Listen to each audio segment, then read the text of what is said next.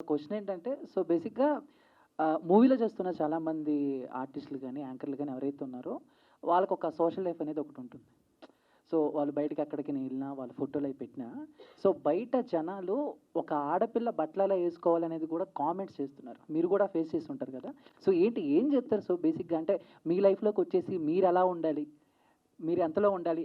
అని కామెంట్ చేసే వాళ్ళకి మీరేం చెప్తారు సో బేసిక్‌గా? ఒక్కొక్కడి పర్సెప్షన్ ఒక్కొక్కలా ఉంటదండి. ఇప్పుడు ఇక్కడున్న అన్ని బుర్రలు ఒకలాగే ఆలోచించలేం గదా! వాడేదో అలా ఆలోచించుకున్నాడు. వాడు అట్లా రాసుకుంటున్నాడు. అది వాడి పర్సెప్షను. అది మనం ఎంతవరకు తీసుకోవాలన్నది మన మైండ్‌కుండాలి. డెఫినెట్‌గా ఒకసారి చదువుకుంటే ఫస్ట్ ఒకసారి ఎప్పుడో చెప్పా ఇలాగే. ఇదివరకు కామెంట్ చూస్తే మేమిద్దరము రియాక్ట్ అయ్యి దానికి కామెంట్ చేసి ఇట్లా చేసేవాళ్ళం. తర్వాత చూసి నవ్వుకోవడం స్టార్ట్ చేసాం. సో, అసలు దాని తర్వాత మాట్లాడుకోవడం మానేసాం. అంతే అంతే. అంటే మీరు ఎప్పటినుంచో ఇండస్ట్రీలో ఉన్నారు. సో, ఒక ఆడపిల్ల ఇండస్ట్రీలో సర్వైవ్ అవ్వాలంటే చాలా కష్టాలు పడాలి. చాలా ఫేస్ చేయాలి.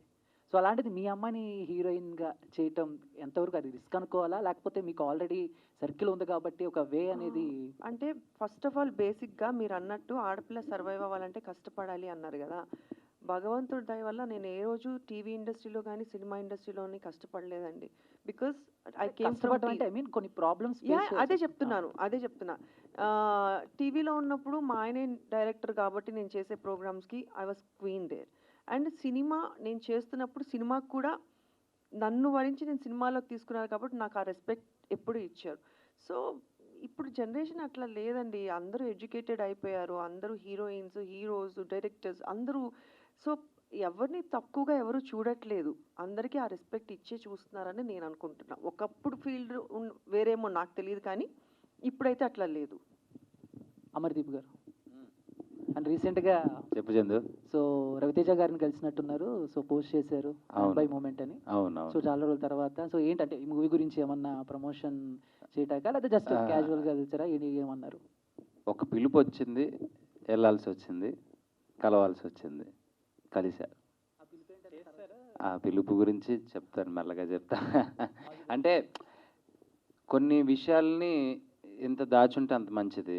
అంటే అది అది నిజమో కాదో నాకు తెలియాలి.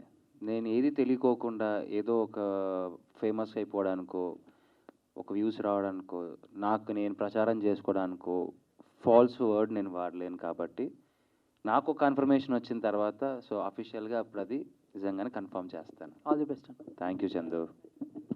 అమర్దీప్ గారు, చెప్పండి సార్. అంటే రవితేజ గారిని కలవడం ఏమో తెలియదు కానీ కొంచెం కొంచెంగా రవితేజలో మారుతున్న అమర్దీప్ అయితే మాకు కనిపిస్తున్నారు.